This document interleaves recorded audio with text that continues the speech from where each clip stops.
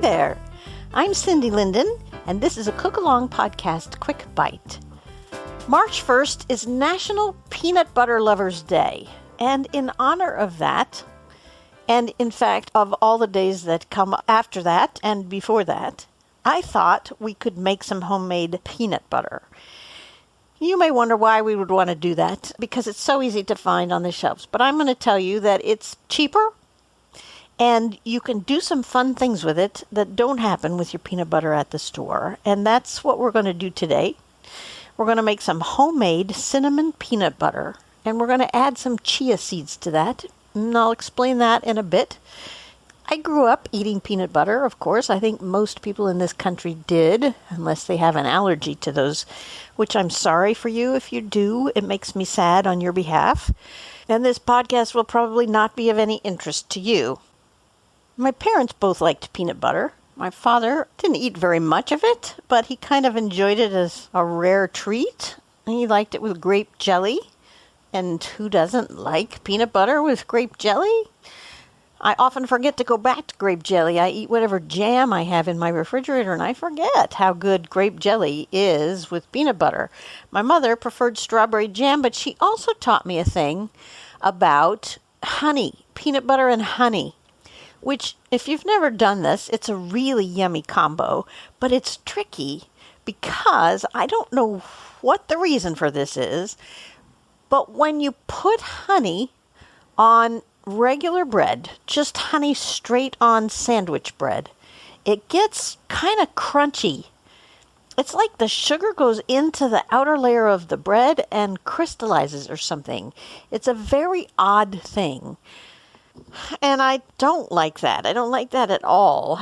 But my mother used to have a workaround, which was to put a thin layer of peanut butter on the inside of both pieces of the bread, and then you put your honey on one side and close it, and of course the peanut butter is between the honey and the bread, and so it stays gooey and clear and smooth, and you don't have that weird crispy thing that happens.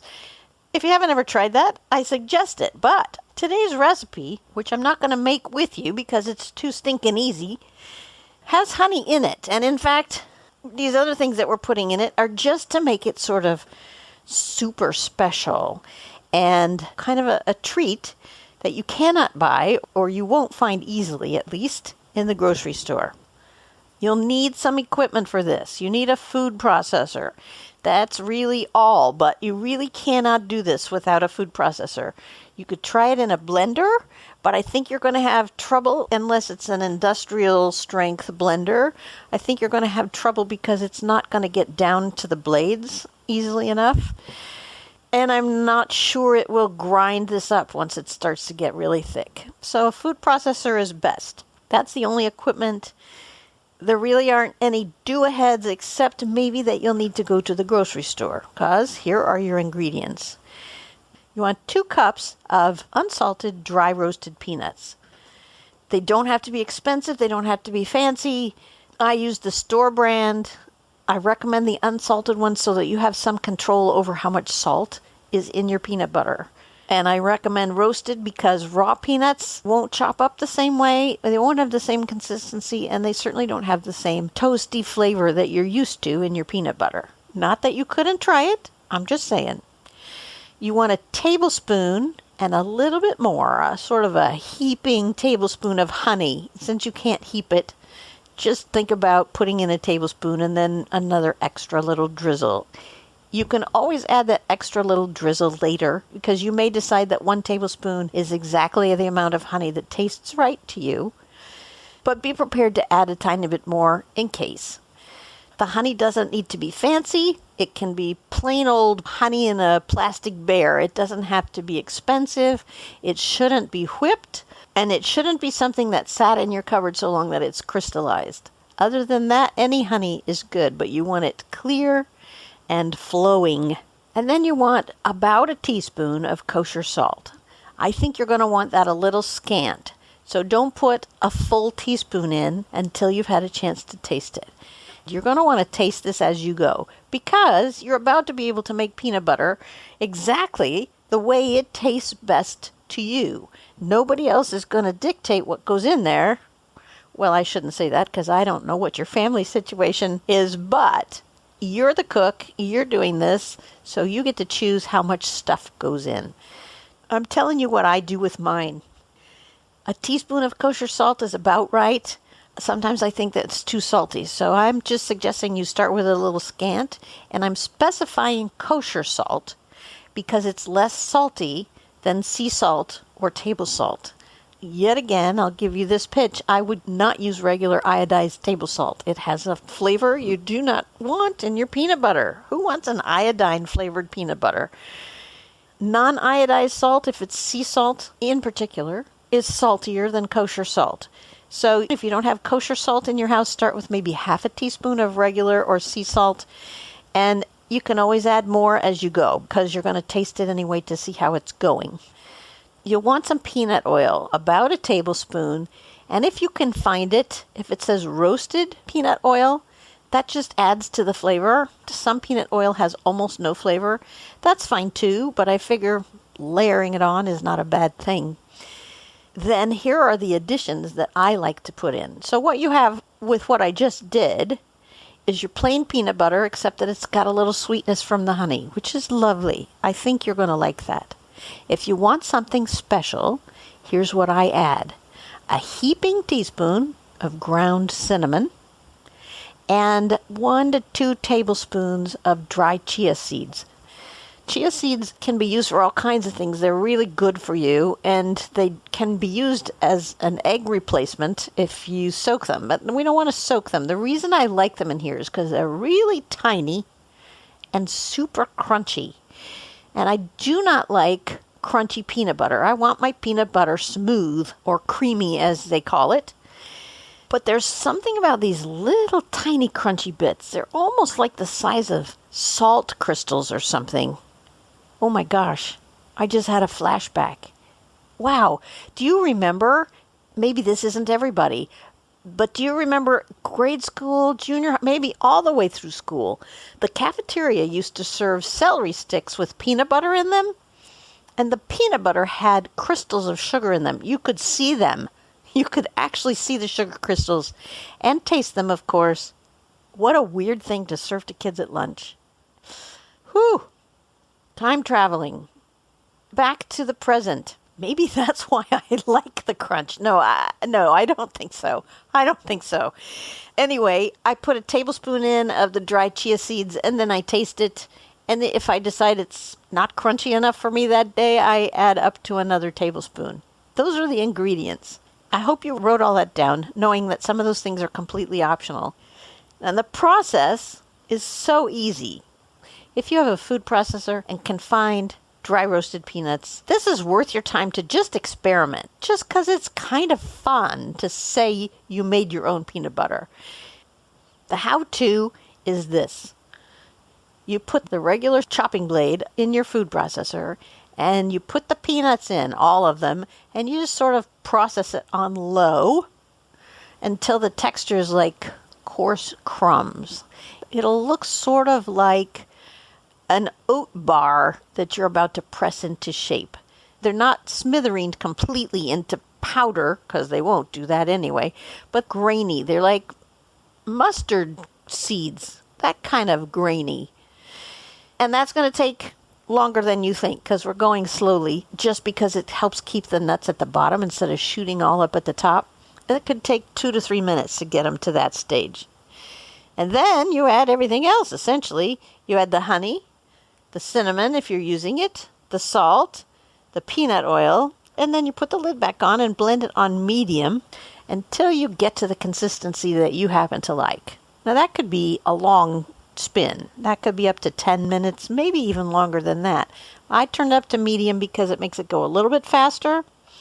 You're still going to have to kind of tamp it down every once in a while with a rubber spatula or a spoon or whatever. You're going to have to take off the lid, because otherwise you're only going to be grinding the bottom. The rest kind of pushes up the sides and just sits there.